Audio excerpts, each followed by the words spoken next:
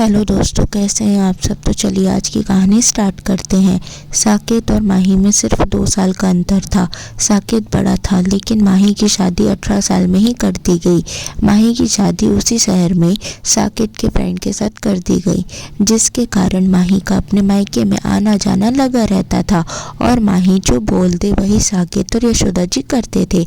कोई भी चीज़ माही को बिना बताए नहीं आती थी, ना ही कोई काम उससे बिना पूछे होता था। एक तरह से आप कह सकते हैं कि माही का पूरे मायके में वर्चस्व था, जो वह किसी भी कीमत पर खोना नहीं चाहती थी। माही की शादी के पूरे 12 साल बाद साकेत की शादी राधिका से हो गई। साकेत से शादी होने के बाद राधिका ने पूरे घर को अच्छे से संभाल लिया था। फिर भी माही हर 2 दिन में अपने मायके आ जाती और हर बात में अपनी दखलंदाजी करती। भले ही माही को शादीशुदा जिंदगी का अनुभव ज़्यादा था, पर रिश्ते में तो राधिका ही माही से बड़ी थी। पर राधिका को इस बात की समझ ही नहीं थी। जब माही घर आती और देखती कि मम्मी और भैया राधिका भाभी को ज़्यादा अहमियत दे रहे हैं, उससे कोई चीज़ पूछ रहे हैं, तो उसको जलन सी होने लगती। वह बस ऊपरी मन से मुस्कुरा देती, पर उसके मन में राधिका के प्रति नफरत पनपने लगी थी। अब वह राधिका को अपनी भाई और अपनी माँ की नज़रों में गिराना चाहती थी और फिर से अपने मायके में अपना वर्चस्व बढ़ाना चाहती थी। अब माही ने सबसे पहले यशोदा जी को राधिका के खिलाफ भड़काना शुरू किया।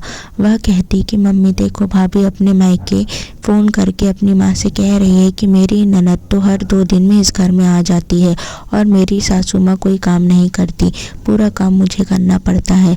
मेरी सासू माँ बैठे बैठे बस मुझ पर हुक्म चलाते रहती है और दोनों माँ बेटी मेरी बुराई करते रहते हैं। इतना सुनते ही यशोदा जी आग बबूला हो गई और उन्होंने राधिका को रूम में जाकर बहुत खरी खोटी सुनाई। पायल अपनी कुटिल मुस्कान के साथ यह सब देख रही थी। राधिका को तो कुछ समझ ही नहीं आया कि क्या हुआ है।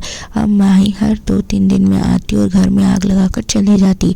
कभी कहती कि मम्मी देखो, भाभी आपसे बिना पूछे यह सब्जी बना रही है, जबकि आपको तो यह सब्जी बिल्कुल भी पसंद नहीं है ना। माही की बात सुनकर यशोदा जी भड़क जाती और फिर वह राधिका को उल्टा सीधा सुना देती। एक बार की बात है, यशोदा जी को अच्छा नहीं लग रहा था, उन्हें बेचैनी जैसा लग रहा था। तो साकेत ने कहा कि मम्मी चलो मैं आपको डॉक्टर के पास ले जाता हूँ। तो यशोदा जी ने कहा कि ठीक है। थोड़ी देर बाद ही माही आ गई तो यशोदा जी ने उसे सब कुछ बता दिया। थोड़ी देर बाद साकेत ने कहा कि मम्मी आपको डॉक्टर के पास राधिका ले जाएगी, क्योंकि मुझे एक इम्पॉर्टेंट काम से जाना पड़ेगा। ऐसा बोलकर साकेत चला गया। अब तो माही बस जो मौके की तलाश में थी वह उसे मिल गया। उसने यशोदा जी से कहा कि देखो मम्मी, यह भाभी आप दोनों माँ बेटे को अलग कर रही है। उसने ही जरूर भैया को कहा होगा कि तुम चले जाओ, मैं मम्मी को डॉक्टर के पास ले जाऊंगी। तभी भैया आपको हाँ बोलकर भी काम का बहाना करके चले गए। यशोदा जी को माही की बात सही लगी और उन्होंने राधिका के रूम में जाकर राधिका को खूब भला बुरा कहा और यह भी कहा कि मैं तेरे साथ डॉक्टर के पास नहीं जाने वाली हूँ, और माही के साथ डॉक्टर के पास चली गई। साकेत जब घर आया और उसने राधिका से पूछा तो राधिका ने सीधा कहा कि तुम्हारी माँ बहन ने आज मुझसे बहुत लड़ाई की और मेरे साथ डॉक्टर के पास भी नहीं गई। तो साकेत ने कहा कि मेरी मम्मी और बहन ऐसा कर ही नहीं सकते, तुम जानबूझकर झूठ बोल रही हो। तो राधिका ने कहा कि मुझे तुमसे झूठ बोलकर क्या मिलेगा, जैसा मेरे साथ हुआ वह मैं तुम्हें बता रही हूँ। तो साकेत ने कहा मुझे कुछ भी बताने की ज़रूरत नहीं है। दरअसल शादी के पहले तक साकेत के घर में कभी भी कोई लड़ाई झगड़ा नहीं हुआ और माही और यशोदा जी को कभी लड़ने का कोई मौका ही नहीं मिला। पर राधिका के आने के बाद वर्चस्व कम होता हुआ दिख रहा था। इसके कारण वह आए दिन राधिका से लड़ते रहते। राधिका ने कभी भी साकेत को कुछ नहीं बताया, इससे उसे कुछ पता ही नहीं था। माही ने यशोदा जी को राधिका के खिलाफ इतना भड़का दिया था कि यशोदा जी को तो राधिका का चेहरा देखना तक पसंद नहीं था। वह आए दिन उसे ताना मारती, उससे लड़ती या फिर उसे तंग करने का बहाना ढूंढती। राधिका जब भी साकेत को उन लोगों के बारे में कुछ बताती तो साकेत राधिका को ही चुप करा देता और वह उसकी बात सुनने में कोई दिलचस्पी भी नहीं रखता था। एक बार की बात है, यशोदा जी ने राधिका को जानबूझकर अपना सोने का चैन रखने के लिए दे दिया और कहा कि बहू इसे अभी तू रख, मैं बाद में तुझसे ले लूँगी, क्योंकि मेरी जेठानी 2 दिन के लिए रहने आएगी और उन्हें भी जो भी चीज़ पसंद आती है वह उसे ले जाती है। इस बार मैंने यह चैन बनवाया है और मुझे पता है कि उन्हें यह बहुत पसंद आएगी, इसलिए अभी इसे छुपा कर जिससे उनकी नज़र इस चैन पर जाए ही ना। राधिका को थोड़ा अटपटा लगा कि आज मम्मी जी ने कैसे मुझसे अच्छे से बात की। और अपना सोने का चैन मुझे रखने के लिए दे दिया। पर उसने ज़्यादा गौर नहीं किया और वह चैन छुपा कर रख दिया। दूसरे दिन जब राधिका सोकर उठी तो देखा हॉल से यशोदा जी और माही और संकेत की जोर जोर से चिल्लाने की आवाज़ आ रही है। यशोदा जी तो जोर जोर से रो रही थी कि मेरा 5 तोले का सोना पता नहीं किसने चुरा लिया। सब जगह खोज लिया पर कहीं पर भी नहीं मिला। राधिका भी जब हॉल में आई तो राधिका ने कहा कि मम्मी जी वह तो मेरे पास है, आप ही ने तो कल मुझे रखने के लिए दिया था। तो यशोदा जी ने कहा कि मैंने तुम्हें कब रखने के लिए दिया है? अभी मेरे बेटे के सामने तुम्हारे रूम की तलाशी लेने पर तुम्हारी चोरी पकड़ी जा सकती है, इसलिए तुम ऐसे बात कर रही हो ना। तो साकेत ने पूछा कि राधिका क्या मम्मी का सोने का चैन तुम्हारे पास है? तो राधिका ने कहा कि कल मुझे रखने के लिए दिया था, कहा था कि उनकी जेठानी आएगी तो वह उनका चैन ले जाएगी। तो यशोदा जी ने तुरंत मना कर दिया कि मैंने ऐसा तो कुछ नहीं कहा है। नहीं तो जैसे ही राधिका ने कहा कि मम्मी जी आप झूठ क्यों बोल रही है, कल ही तो आपने मुझे चैन रखने के लिए दिया था। राधिका की बात पूरी होने से पहले ही साकेत ने उसे एक जोरदार थप्पड़ जड़ दिया और कहा कि तुम्हारी हिम्मत कैसे हुई मेरी बांग को झूठा बोलने की?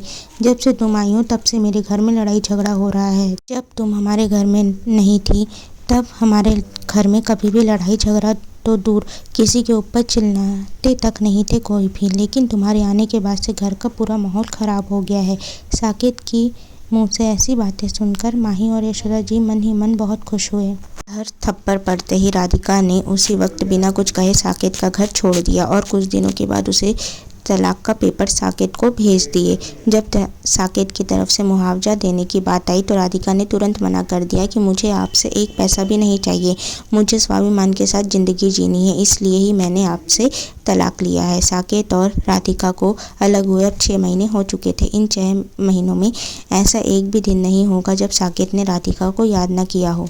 इन 6 महीनों में साकेत के सामने धीरे धीरे माही और यशोदा जी की सच्चाई सामने आ रही थी। सबसे पहले तो माही ने घर में आना बहुत ही कम कर दिया, क्योंकि माही जब भी घर में आती तो यशोदा जी उसे कोई ना कोई काम जरूर बताती, क्योंकि इस उम्र में यशोदा जी से काम होता नहीं था और राधिका के आने के बाद से तो उनके काम करने की आदत पूरी तरह से छूट गई थी। जब भी माही घर आती तो यशोदा जी उसे कभी खाना बनाने बोलती तो कभी घर के दूसरे काम, जिससे कि माही चिढ़ जाती और दोनों की काम को लेकर बहस होने लगती।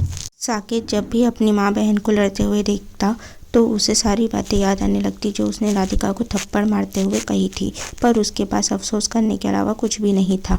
उसे एक बात का सबसे ज़्यादा अफसोस था कि राधिका एक भी पैसा लिए बिना खुद ब खुद अलग हो गई। इसी सोच विचार में साकेत की ज़िंदगी कट रही थी। एक बार की बात है, घर में बाथरूम का दरवाज़ा खराब हो गया था तो यशोदा जी ने कारपेंटर को बुलाया। उस दिन माही भी घर पर ही थी। कारपेंटर के हेल्पर के साथ ही साकेत भी आया और सीधे अपने रूम में चला गया। जब गंदगी होने लगी तो यशोदा जी ने माही को अच्छे से कहा कि बेटा थोड़ा घर में झाड़ू लगा दे और उसके बाद पोछा भी लगा देना, कितनी गंदगी हो गई है। तो माही ने कहा कि मम्मी मुझसे यह सब नहीं होता, मैं मायका थोड़ा देर आराम करने के लिए आती हूँ, ना कि आपका काम करने के लिए। यशोदा जी ने कहा कि तू थोड़ा सा काम कर देगी तो क्या ही हो जाएगा। तो माही ने कहा कि मैं राधिका नहीं हूँ जो आपके घर का काम करूँ। तो यशोदा जी ने भी गुस्से से कहा कि तुम राधिका बन भी नहीं सकती और कहा कि मेरी ही मति मारी गई थी जो मैं तुम्हारी बातों में आ गई। माही तुमने अपना इस घर में वर्चस्व बनाए रखने के लिए सबसे पहले मुझे राधिका के खिलाफ भड़काना चालू किया, उसके बाद तुमने साकेत को भड़काना चालू किया, जिससे कि हम दोनों का गुस्सा उस बेचारी लड़की पर फूटता था। माही ने कहा कि मम्मी आपने भी कोई कांड कम नहीं किया है, जानबूझकर राधिका पर चोरी का इल्ज़ाम लगा दिया, जिससे कि भाई के सामने वह पूरी तरह से झूठी साबित हो गई और उन्होंने उस पर हाथ तक उठा दिया। जब दोनों यह सब सच उगल रही थी तो उन्हें यह एहसास ही नहीं था कि साकेत दूर खड़ा उनकी सभी बातें सुन रहा है। साकेत को सामने देखकर दोनों सकपका गए। फिर जब साकेत ने उनसे पूछा कि क्या आपने जानबूझकर राधिका को मेरी ज़िंदगी से निकाला, तो दोनों कुछ कह ही नहीं पाए। यशोदा जी तो रोने लग गई और कहने लगी कि बेटा मुझसे बहुत बड़ी भूल हो गई कि इस लड़की की बातों में आकर मैंने अपनी इतनी अच्छी बहू को इस घर से और तेरी ज़िंदगी से निकाल दिया, मुझे माफ़ कर दे। तो साकेत ने कहा कि माँ आप भूल जाओ कि आपको मेरी माफ़ी मिलेगी। अगर राधिका मेरी माफ़ी मांगने के बाद भी इस घर में आती है तो ही मैं आपके साथ इस घर में रहूँगा, वरना आपको जीवन भर आपके बेटे के बिना ही रहना पड़ेगा। और माही आज से मैं तुम्हारे साथ सारे रिश्ते ख़त्म करता हूँ, आज से तुम मेरी बहन ही नहीं हो।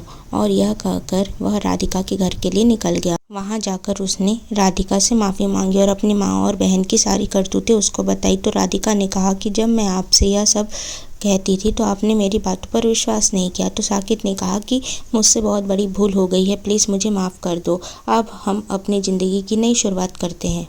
तो राधिका ने कहा कि सॉरी, मैं आपको माफ़ नहीं कर सकती, और वह अपने रूम में चली गई। तब राधिका की माँ ने उसे समझाया कि बेटा, इस तरह गलतफहमियों में आकर रिश्ते ख़त्म नहीं किए जाते। जब तेरे पति को अपनी गलती का एहसास है तो तू उसे माफ़ करके एक मौका और दे दे। ज़िंदगी अकेले काटना मुश्किल है। तो राधिका ने साकेत से कहा कि मैं एक शर्त पर आपके साथ घर चलूँगी, जब आपकी माँ जी आपके साथ ही रहेगी और आप अपनी बहन से भी रिश्ता ख़त्म नहीं करोगे तब। राधिका की बात सुनकर साकेत ने हंसी खुशी हाँ कर दिया। सो दोस्तों, अगर आपको यह कहानी पसंद आए तो प्लीज़ इस कहानी को लाइक करें, शेयर करें एंड चैनल को सब्सक्राइब करें। Thank you for watching. Thank you.